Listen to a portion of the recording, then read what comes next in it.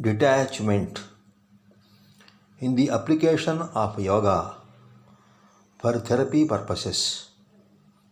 Many of the yoga therapists are taking a cue to prefer the practices which are very much mentioned in Hatha Yoga. Basically, the growth of Hatha Yoga is a latter corollary starting from Svatmarama and which has been mystically associated with Dattatreya, Matsyendranatha, Gorakshanatha, and that is a later tradition and later philosophy very much practical oriented when compared with Patanjali Yoga Sutras.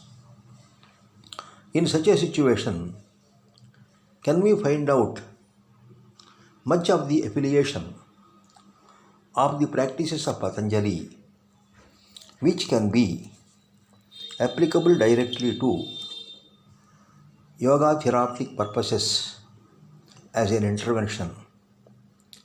Of them, some important light has been thrown on detachment, which is called as Vairagya. Patanjali has identified the 5 important functions of bioconsciousness, and wherein he clearly identifies knowledge, mistaken impression, uncertain knowledge, sleep, and memory to be the functions of bioconsciousness. And he identifies that the only method or practice and detachment to integrate the functions of bioconsciousness. Thus, he basically prefers practice and detachment as the methods to integration the functions of bioconsciousness, and which will be leading to perspicacity and samyama and finally to samadhi also. At the same time, Patanjali also throws some light on the concept of Kriya Yoga, wherein the Kriya Yoga is aiming, according to Patanjali, to reduce the impact of afflictions and to promote the transcendental consciousness. Every individual and every living being is having a visible consciousness as the order of function with cognition, discrimination, and experience. When one wants to make his life a very much yogic lenient, then he has to reduce and get reduced of the impact of afflictions and the functions of bioconsciousness also. And these afflictions are identified to be 5 in number. They are avidya, asmita, raga, dvesha, and abhinivesha. Avidya can be translated as ignorance. Asmita can be translated as claim for self. Raga can be understood as attachment, and aversion can be understood as dvesha, and abhinivesha is translated as clinging to life. He says very clearly that all these afflictions lead to 5 important things. One is prasuptata, called as dormant state, deha bhranti, illusion of form, disintegration, vichinnata, and final decay, udaranata. These are all basically found to be the resultant aspects of the 5 afflictions. And the dormant state, illusion of form, disintegration, and decay will be having a great impact on the mental well-being. It can be rectified only through what we call the impact of the afflictions only. When the afflictions are properly reduced and controlled through the methods of Kriya Yoga, of conditioning of life tapas, self-observation svadhyaya, and submissive devotion to Ishvara pranidhana, then only one can have very much mental well-being. He can be removed of the dormant state and he can be free from illusion of form, and he can have integration and being relieved from the disintegration, and he can be avoiding for himself a target of final decay. And this is considered to be very, very important because the physical body, which is made up of Annamaya and Manomaya, will be totally controlled by the Pranamaya and Vijnanamaya. And these things can be totally brought under the impact of the afflictions only.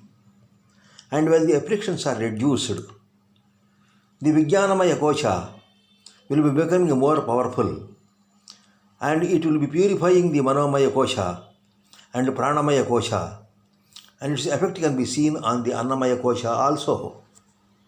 Thus, 4 koshas are totally controlled by the afflictions, and of them, the ignorance is considered to be very important. Manifestation of imperishable in the perishable, purity in impurity, and pleasure in pain is ignorance. This is what Patanjali says. So one presumes perishability, impurity, and pleasure. Such a thing should be a warning for an individual. And claim for self is treating the optic energy and visual energy as the same. That means he will be having no discriminative power between the optic and visual sources. And attachment is a bilayer of pleasure, and aversion is a bilayer of pain. The physical body cannot tolerate the pleasure and pain also. In such a situation, clinging to life is common even to the scholars, and they think that everything can be done with this life and with this body. This is very much universal fact that even the Nobel laureates, even the great emperors, even the great scholars, they are not away from the clinging of life. It is a basic system wherein all these afflictions are contributing for the loss of balance. And when they lose the balance, then the interrelationship between the mind and the body will be disturbed. The consciousness and the physical mass will be disturbed. The transit of the energy through the consciousness and mass will be totally disturbed. This is a more known for mental illness. That mental illness can be reduced only through the removal of the impact of the afflictions. But actually, the afflictions are having a vital frequency of reflexive birth, and all the thought cycles, they are all totally controlled by the afflictions only, and those afflictions are the reason for the mental illness.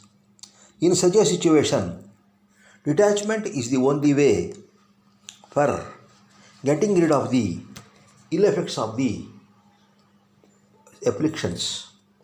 One can be thinking that he has some knowledge and he can leave the claim for self, and he can equally pursue the pleasure and pain, and he can accept the transience of living and life, and will be preparing himself for the birth and death, which are natural sequence.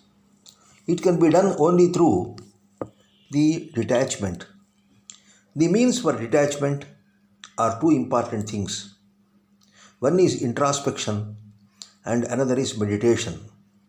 Introspection is the analysis of thoughts, and meditation is the promotion of concentration.